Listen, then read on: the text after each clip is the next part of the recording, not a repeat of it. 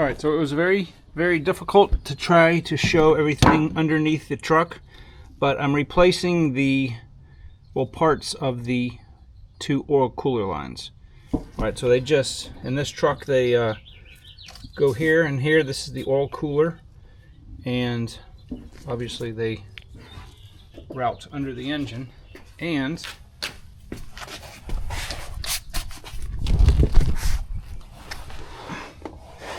I've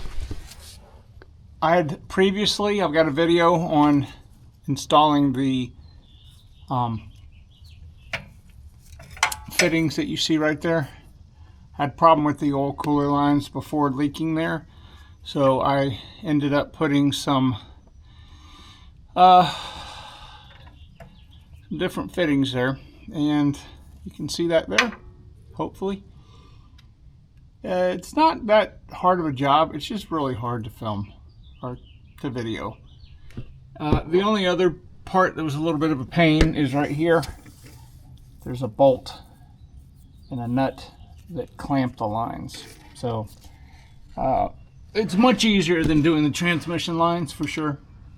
So let's go look at the oil cooler lines and see what I'm going to be doing to them. All right, so here are the upper and lower oil cooler lines. The reason that I'm replacing these, the braided portion here, or the rubber hose, is, you can see it on my finger, it's leaking. These are the original ones. They're hard as a rock, so eventually they will probably have a really bad leak, so I want to go ahead and do that. Now on the ends of these, previously I had put some AN, I think these are AN-8 if I'm not mistaken, because I didn't want to reuse that stupid push lock connector, and I have the corresponding fitting sitting in the actual oil filter housing. So what I'm going to be doing is I'm just going to take a Dremel and we'll slice this here and here. I don't care if it touches this. I'm just want to be mindful of not damaging the aluminum part, because we're going to be reusing that. And on this side we'll be slicing this, and I'll take this shield off, and we'll be using this hard part. Now I'm going to get some AN adapters that will slide over here on both sides, and then will allow me to attach some high performance hose that's oil rated to replace this section right here. So you may be asking, why don't I just go and get the cheap Dorman ones? Well, because I don't want the cheap Dorman ones on there. These things are notorious for leaking. Once I replace them with the AN fittings, they're pretty much last as long, probably another 30 years. But I definitely want to keep this part, these formed parts, because this goes into the oil cooler side at the radiator. So, all right, well, I think the next thing that we'll do here is we'll remove these crimp-on fittings, and then we'll measure how much hose we're going to actually need here.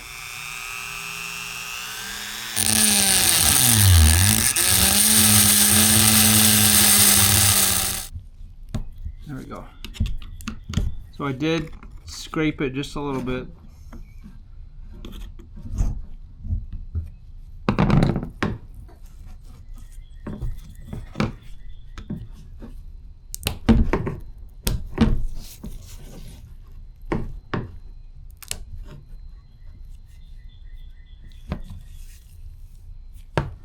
So these things are pretty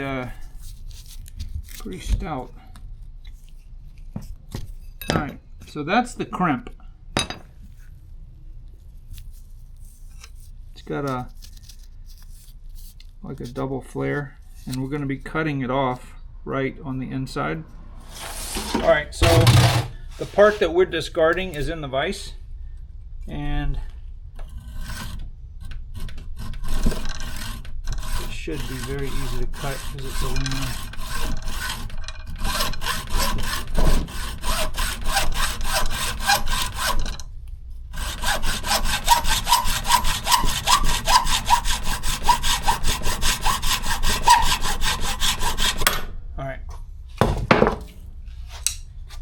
So that's cut. All right, so I'm gonna deburr this and then blow this out with air, and also put some brake cleaner through it.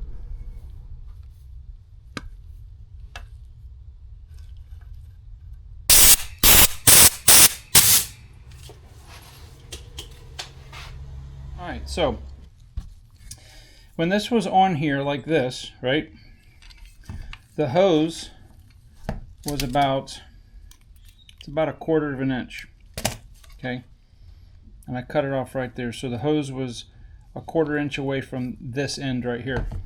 So what I'm going to do is on the hard lines, right, we have these adapters, and it's got a little, I think they call that an olivet.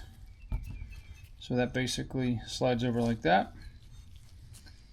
And, well, first, don't forget to put this. This is the part that I'm concerned about,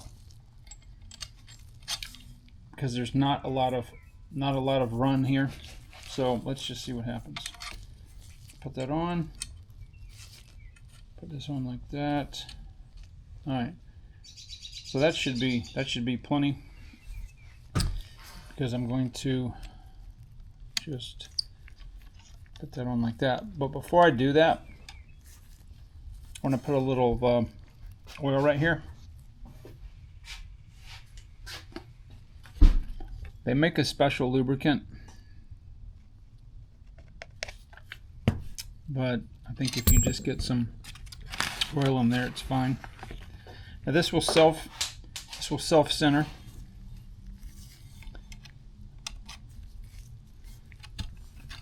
Again, don't forget to put this on.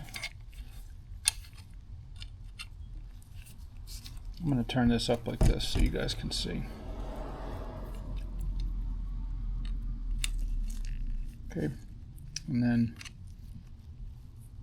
this part will go like this.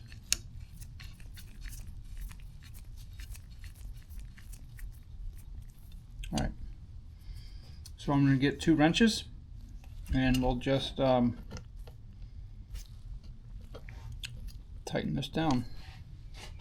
All right, so we've got this part on, so it'll sit in the truck, like we'll have the hose, and it'll sit like this. Okay, now this hose right here is about 11 1/4 inches from rubber to rubber, but we added about, it's about almost 1 1/4, so then that would be 10, and then this is about almost an inch here, so that would be 9 inches. So in order to keep the same overall length, this hose would need to be approximately 9 inches. But what I'm going to do before I commit to doing that is I'm going to take this, I'm going to go put this in the truck, I'm going to mount this side in the truck, and then we'll actually measure and see how much, because I could be off 1/4 and I want it to be near exact. So let me get this set up in the truck temporarily, and we'll see how much hose that I actually need. All right, so I thought the camera was recording when I was assembling the hose portion of the lines, and it wasn't. So I went ahead and just, because it's so difficult to do this under the truck, I went ahead and installed the lines. Obviously this is the upper line and the lower line, and you can see, and I'm going to go under the truck, you can see the fittings there. And there's the fittings here and here. I did have one little problem with the other side right here, the lower line. I just had to rotate the hard tube because it had a little bend on it, and I had to bend it up so that it wouldn't have a conflict for space with the other line. So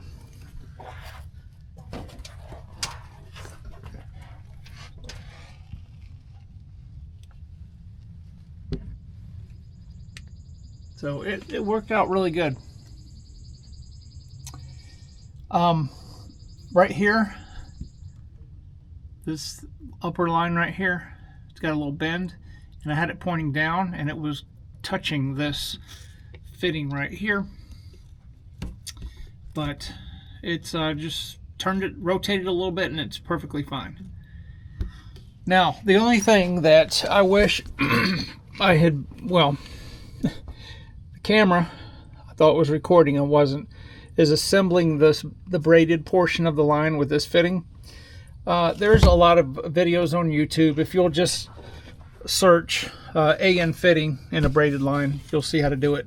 It's very similar to doing this, except there's no collet or olivet on this side. It's just got the tube. You just put the nut on, and then this portion right here has a tube that fits inside the hose, and then you just, it's pretty hard. I recommend that you stick this in a vise and you put pressure on this as you're turning it with the wrench, and it'll start threading itself in. And this is very, very stable.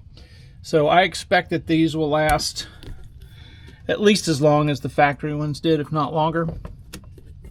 When I do, this is my transmission line set up to the cooler, and I've been having some problems a little bit with these compression lines. You can see there's a tiny little bit of transmission fluid. I am going to probably switch these compression fittings over to the AN fittings. Now when I do that, what I'm going to have to do is I'm going to have to cut these lines back to here so I have a straight run, and I'll have to cut it. I'll just be cutting the curve out of it, and I may get a fitting that's like this, but it's got a bend in it. And then on this side, I will use the same corresponding AN fitting over here. And then I just did this right here. I wanted to see if it was leaking from here or from the physical joint, and it's actually leaking just a tiny bit right there. It doesn't leak enough to drip a drop, but I will be doing that, and I'll film the video, the process. But I'm very pleased with how this came out. I've driven this probably, I don't know, 20 miles so far, and there's no drips at all. So I highly recommend that if you have the oil cooler lines on your OBS, or if you have a different vehicle and all you can get is the cheap Chinese junk to do this, because these are not going to, if you install it properly, they're not going to leak. So anyway, guys, with that being said, I will see you on the next video.